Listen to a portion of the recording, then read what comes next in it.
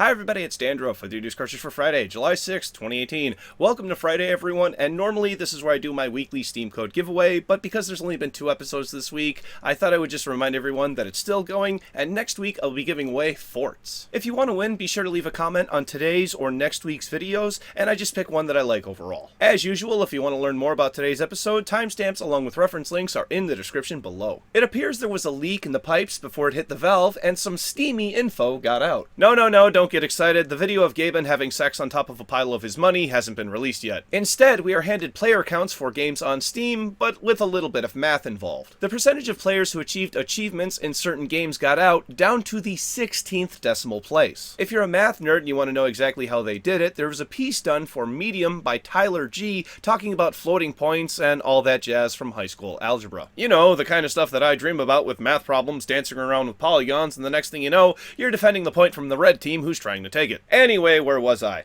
After Tyler and his friends' hard work, we get to the most played game on Steam. Team Fortress 2, a game older than some Fortnite YouTubers. Games from Valve make up half of the top 10, and Skyrim hits the top 100 twice because Father Todd wants you to play Skyrim. There are 7 Resident Evil games in the top 100 and a distinct lack of We Happy Few.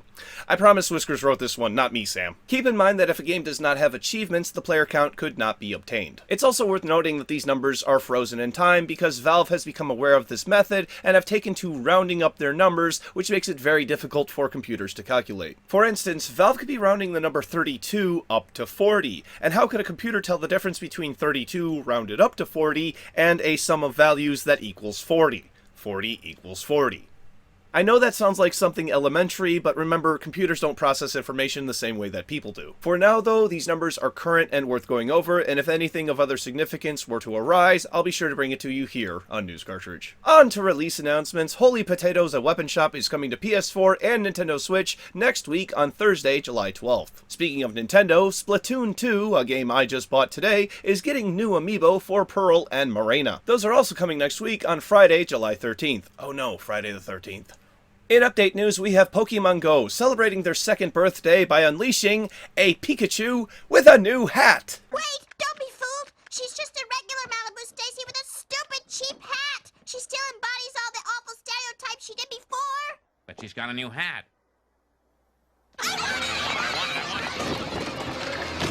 You can catch Pikachu and its new fancy hat all the way up until July 31st, and Niantic has teased that Celebi is going to appear soon. Moving on from there, a writer from ArenaNet working on the game Guild Wars 2 has been fired from her position after engaging in a Twitter fight with a YouTuber who makes content on the game. Miss Jessica Price responded to Derier's tweet right here saying, "Really interesting read. However, allow me to disagree slightly," and then goes on to explain through a series of tweets how they would like more options for players to expand how meaningful those options are. You know, nothing harsh, just a simple I want more choices, and for those choices to matter, even if they aren't the optimal choice. And she takes it as he trying to tell her what to do, instead of it just being an attempt to create dialogue, as he points out in a responding tweet. She also responds saying how she is treated as a female game developer, quoting, "Allow me, a person who does not work with you, to explain to you how to do your job." Hey Jessica, maybe you should calm the fuck down. That's not what he was trying to do at all. And why are you turning this into a male versus female issue? Derier finishes by saying, "So much for open discussion. I meant no disrespect at all. Never did, never will. I will retract my comment because obviously I'm in the wrong forum for this kind of talk. And I will say that I have personally dealt with this kind of response. Twitter is a public forum, and if you don't want to reply to someone, how about instead of the snippy reply, you, I don't know,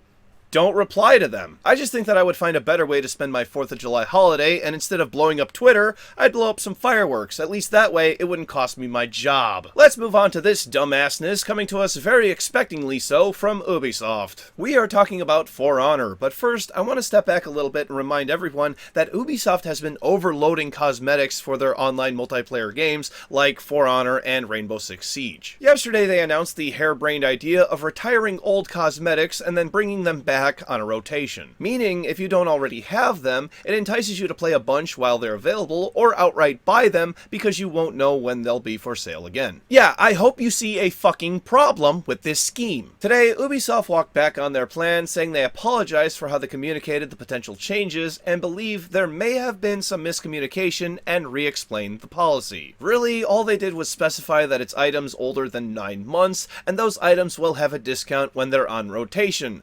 So, yeah, exactly what we fucking thought, Ubisoft. We're not fucking dumb. Regardless, though, they are not following through on it because of various Reddit threads that were started yesterday. That and it being an idea compiled of greed and utter nonsense. Finally, for the week, we get to end on porn.